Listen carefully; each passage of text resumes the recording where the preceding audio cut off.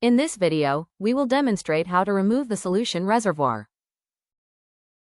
To remove the solution reservoir, use a 4 mm hex key to remove the 3 screws on the right side and the 3 screws on the left side.